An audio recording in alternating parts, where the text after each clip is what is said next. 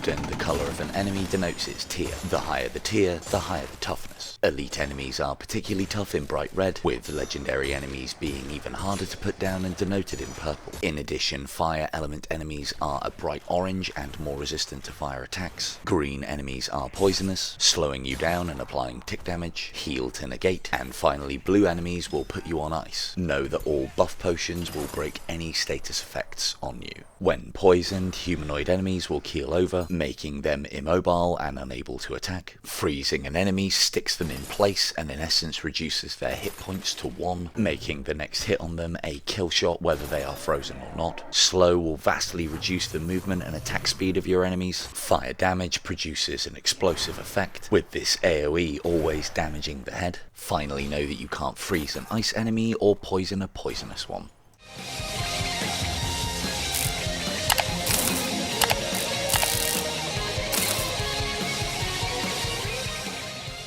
Mimics are difficult to spot, although they do have some tells at the lower tiers of difficulty. At tier 1 you can visibly see them breathing, and they will shake and rattle quite vigorously. These tells become less frequent and intense all the way up to tier 4. After that, medium chests have no tells. However, if you are armed with a spear, axe or bow, hitting the lid of the chest will indicate whether it's a mimic or not. If your weapons stick, you are safe. Mimics will only attack when a key is close to their lock. Back away immediately to avoid getting chewed, and then simply engage at range. You can also bait a mimic's attack by throwing the key at it. Know that mediums fire normal fireballs, with larges being able to put you on ice. If space is available, an easier kill is achievable. Once a mimic has been identified, move to its side and throw a key across its hole. Stay well away from its front and let it have the good news. The higher your character level, the better the blueprints you'll find. To gain experience quickly, you'll need the right dungeon. It needs to be a short dungeon raid level, be easy to navigate to get to the end of it, contain none of these lock-in rooms, with a finale fight against 3 bosses. Once you've found a suitable dungeon, remember to save it, use haste potions and the haste exo perk to speed things up, set the difficulty to easiest, finish your runs as quickly as possible, and run it over and over again. The right map is crucial when it comes to harvesting weapon blueprints from the dungeons. You want a dungeon raid map with as many chests as possible. The more large chests the better, as they are the real prize. Namely large mimic chests, as upon defeat you will be able to pick a single weapon blueprint from a selection of 3. Know that a large mimic's keyhole does not glow at any level of difficulty. You do not need to complete the dungeon to get the blueprints, and that the higher your character level, the better blueprints you'll find. Although specific classes are not a thing, your back slot will determine what kind of role you'll play in the dungeon, be that range,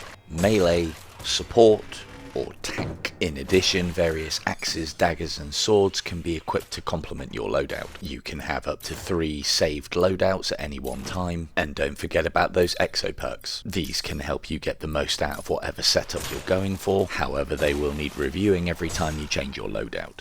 The old sword and board is a stalwart play for any dungeon adventurer. Extend your shield out in front of you to avoid getting hit through your defences. Simply move into an enemy to shield bash. Doing so before or after an enemy's attack animation is best. The faster you're moving, the better. The knockback exo perk and shield trait do stack. An uppercut motion using the rim of the shield will increase enemy flight time, and no absorb is highly desirable in a shield, giving you life back for every melee block. Although one-handing these longswords will give you a little bit more reach, their true power lies in the two-handed grip. Two-handing a longsword will make it faster and more responsive, adds the hidden smash ability that is very similar to knockback, and is the only way to trigger the specific longsword perks. Elemental effects will trigger regardless of grip, as well as the increased stagger from blocking and parrying, and know that the sword model matters. The longer the sword, the longer the reach. Having the high ground over your enemies will give you the advantage. Combining this with some of the longer reach weapons in the game will allow you to negate risk to yourself, whilst maximising damage output due to the easier angle for headshots. This advantage can be taken to the extreme by using any object that gets you off of ground level. Something as simple as a table can become a bastion of defence against melee enemies, and fighting from within the soul bowl during soul hunts is a very valid strategy. Although most traps and hazards are easily avoided, avoidable within the dungeons, they can often be employed against your enemies. Opportunistic hits on trapped barrels will cause damage and effects. Luring enemies through trapped areas will often result in easy kills. Holding choke points and defending near traps can be extremely effective. With a little bit of timing, triggered traps can be made to work for you, and know that pits can be put to good use. Shoving or staggering enemies down these will result in instant kills. A great place to practice with various weapons, craft and test in-game theories, or simply put together brutal combat challenges. Found in the underworld, know that choosing your realm just changes the colour palette. Customizing the rest of your experience here is self-explanatory. Limitations include 3 enemy types per wave, and 10 waves per encounter. Any items harvested here will carry back over to the lobby. This makes the arena a fantastic place to stock up on supplies before heading into the dungeons. Multiply your base damage by 4, jump higher and go faster, or de-aggro most enemies to you while still being able to attack. Potion puddles of all kinds last 10 seconds, with the buff effects lasting approximately 30 seconds from trigger. Staying within the puddle will constantly refresh the buff timer, and know that your latest buff will replace your previous. Keep an eye on the bar at the bottom to know how long you have left. Also note the powers given by the Crystal Hump Pyramid are considered a buff. Invisibility potions are the last thing that you will unlock via souls in the soul hunt for good reason. Once you are invisible, all enemies will stop dead in their tracks as they have lost line of sight.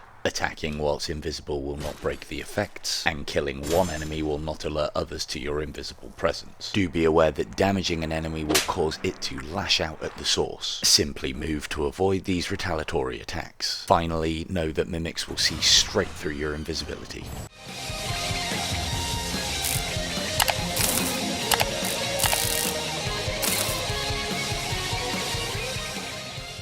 If that need for speed takes you, the Haste Exo perk and Haste Potion are all well and good, but what about interaction speed? Planting keys sideways into any lock will auto-complete them. Whilst holding a chain with your right hand, you can slide up or down it by looking in the appropriate direction and holding A. Tapping trigger whilst holding a potion or grenade will pop the top. Finally, whilst looting chests, you don't need to stand around to find out what you got. After holding A to collect, you are free to crack on. Spiders are another inevitable pest within the dungeons. Avoid them completely by sticking to the sandstorm and vile halls biomes. If it's the leaping that's hitting you where it hurts, this along with all enemy leaping attacks can be disabled using the grounded exo perk. And finally, if you want to experience the entire game without spiders, the arachnophobia mode found in the settings will change them all into whatever this is. Do note that only you'll see this new, fresh hell.